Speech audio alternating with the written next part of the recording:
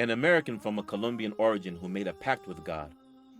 While being in an ordeal, God saved him from his crisis. How did he deal with life afterwards? Dramatic events.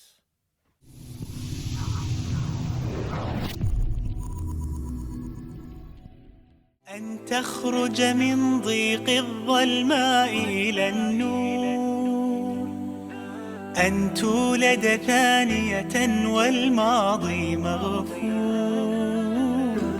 لحظة أن تشعر بالله في قلبك يقذف بهدى، هذا ما لا يدركه وصف وشعور. يا الله إني ناديتك وسعيت، إني استهديتك فهديت، بالقرآن أنرت طريقي. يا الله يا الله. My name is Mujahid Fletcher. I'm originally from Colombia. I grew up in the city of Houston, Texas since the age of 8. I accepted Islam 3 months before September 11th. I am married, have 3 children. كيف كانت فترة شبابك شيخ؟ Teenage years living here in America are some of the most difficult. Teenagers go through a lot. When I was 13 years old to about 15, so many changes happened in life. I think my parents coming from Colombia, because they didn't go to school here, they don't know what to expect. They think because the schools look beautiful, they're big, 1,000, 2,000 students. They think this is like the best that they can give. But they don't know that in that same school, like police are coming with dogs to check for drugs.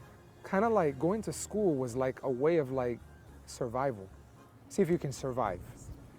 And not only fights, but eventually there's other things that become even more difficult. So in those years, when you have so much pressure, alcohol, girls, these things become like solutions temporary. You think you're living, but you're really trying to survive, just trying to make it every day. وبسبب تلك الأحداث والمشاكل في فترة مراهقته بأمريكا، اضطر مجاهد للسفر إلى موطنه الأصلي كولومبيا، حيث بدأ يفكر أكثر في حياته وعبادته هناك.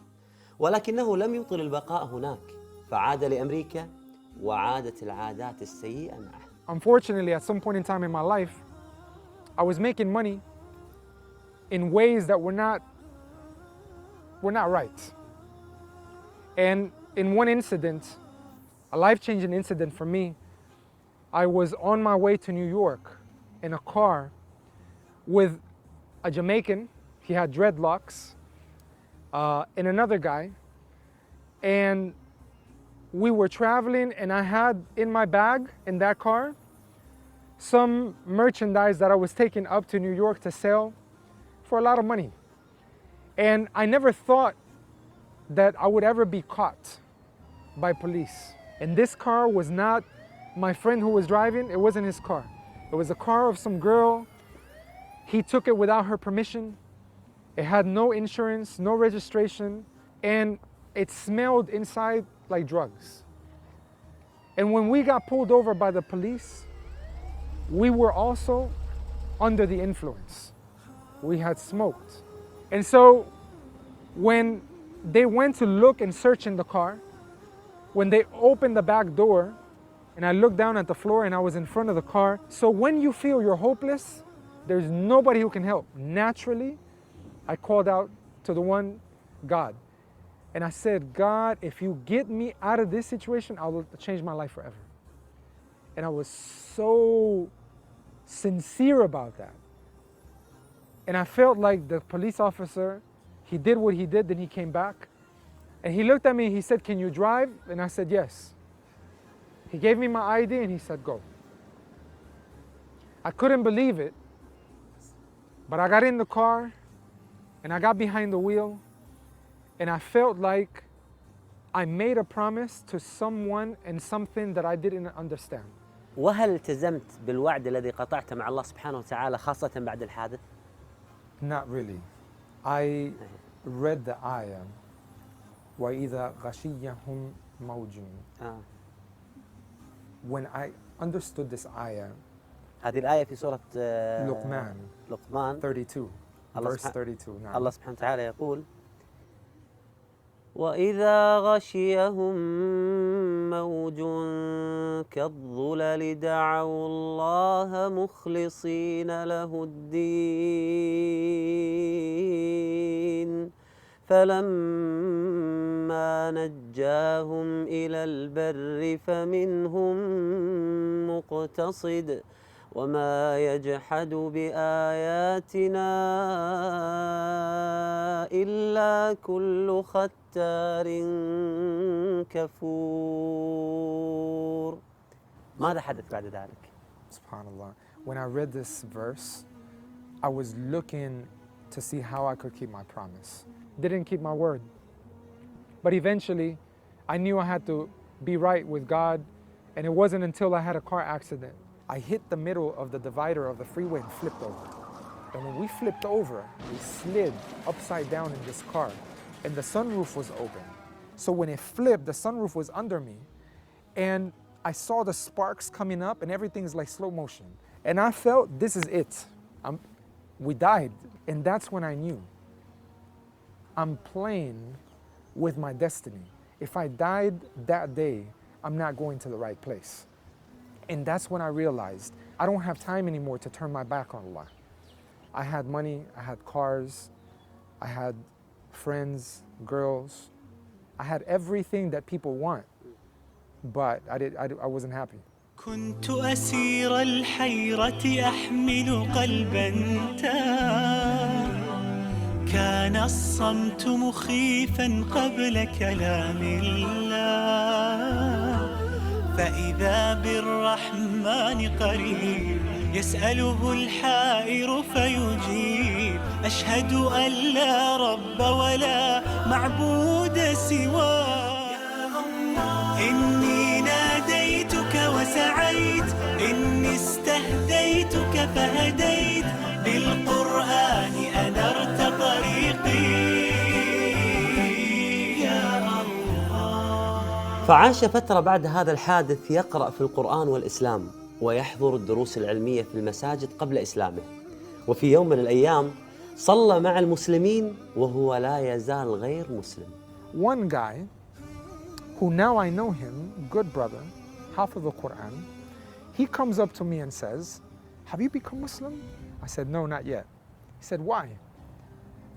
I said, I'm just reading, studying. He said, but you were praying. And I said, I can't pray?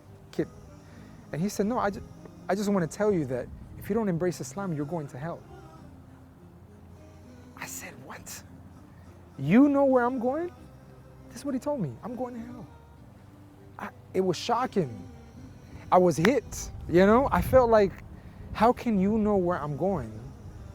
Right? And I couldn't understand how this guy knows this book and acting like this.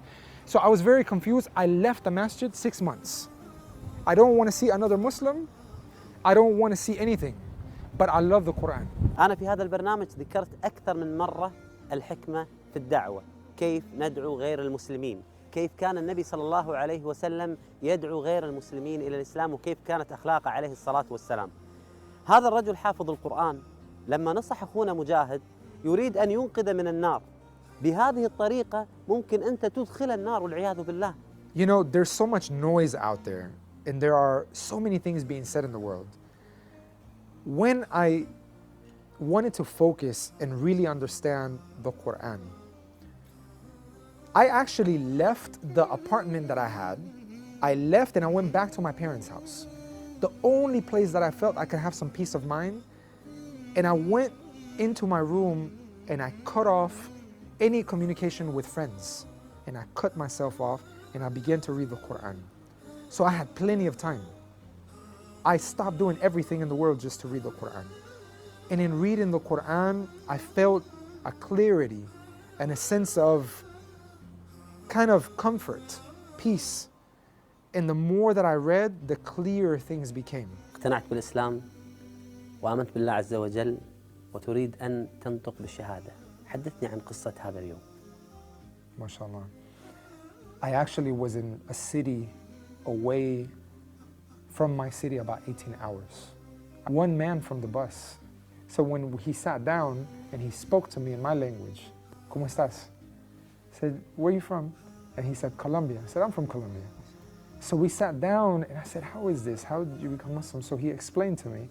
And then he asked me, what do you think about Islam? I started telling him, if the people in Colombia knew, and I started mentioning things in the Quran, that if they knew, they would have a better life, even though they're very good. So after hearing me out, the guy asked me, why would you take so many things from the Quran and from Islam, that if you apply it to a country, it can help that country, but you yourself don't accept it? So that day, I felt like it was the day that I had to be humble. And I told him, okay, I didn't believe the Shahada was a big deal. I thought the Shahada is just a few words. Anybody can say a few words. And he said, no, but if you do this, you will find that it changes a person's life. And so we went, and there were about 1,500 people, 1,500 people in that mosque that day. And I went, and they told me, okay, so-and-so is going to give the Shahada. I repeated. As soon as I finished saying the Shahada, it was as if some weight had been taken off. And then so many people stood in line to hug me. Wow. And when I walked outside of that masjid that day, when I looked at the sky, it was blue. The trees were green. Everything was brand new. I didn't even know that when you become Muslim, you're like a newborn baby. But that's exactly the feeling that I had. Allah. My heart felt like it was clean. And the first thing that I wanted to do is go and call my mother and ask her to forgive me for everything that I did before when I was young. And I told her from this day on, life's gonna be different forever. And that's the day that I never in my life afterwards had another drink of alcohol, went out, did any of the stuff that I used to do before. Because I didn't need to. A lot of those things were being done because there was some emptiness. And accepting Islam, it filled it.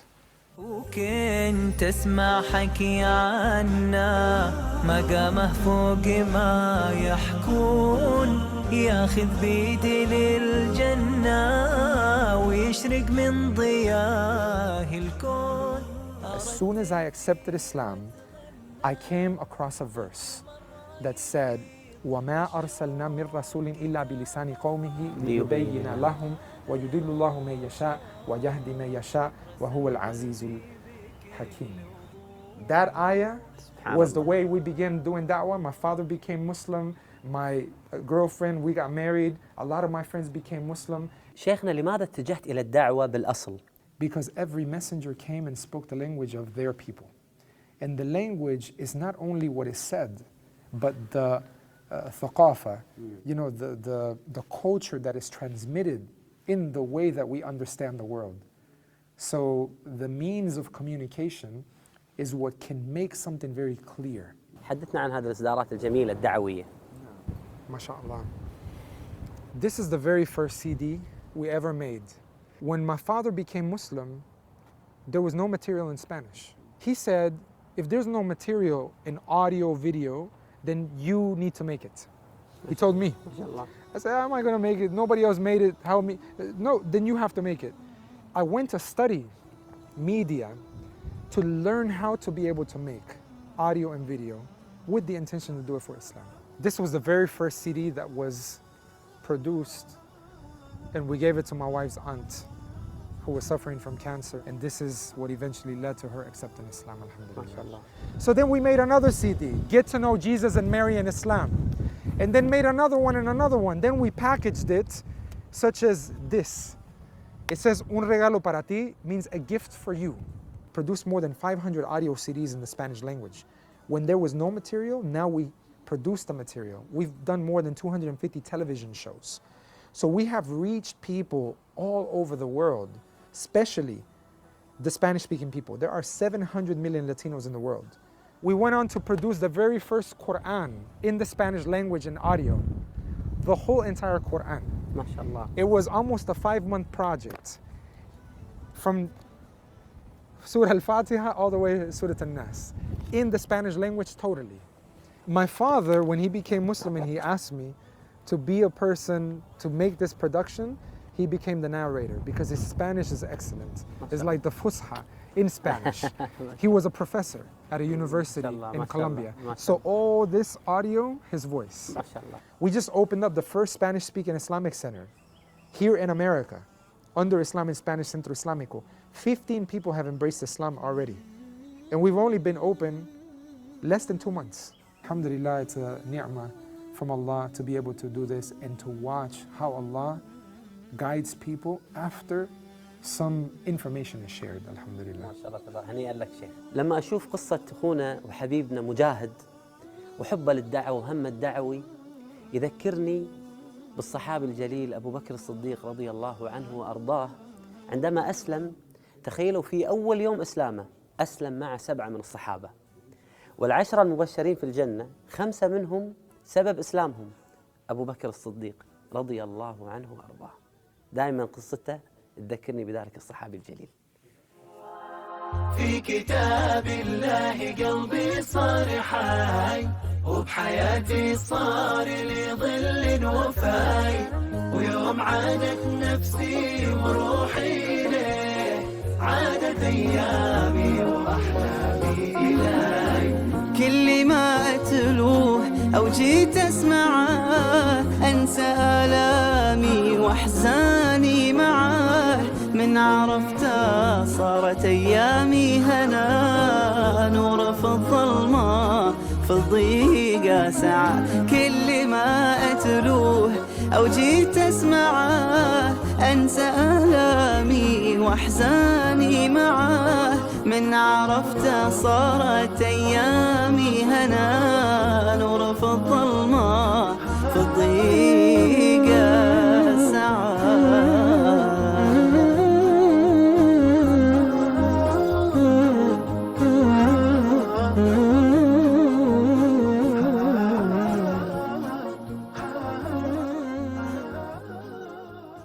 أدعوكم لترشيح أفضل المشاريع الدعوية في خدمة الإسلام من وجهة نظركم، سواء كان شخص أو موقع إلكتروني أو كتاب أو مركز دعوي. ما هو المشروع الذي تعتقد أنت أنه أفاد الإسلام وأقنع الكثير من غير المسلمين في دخول الإسلام؟ ما هو المشروع الذي أنت ترشحه ليتم تكريمه من قبل موقع نون الإلكتروني؟ أرسل ترشيحك الآن.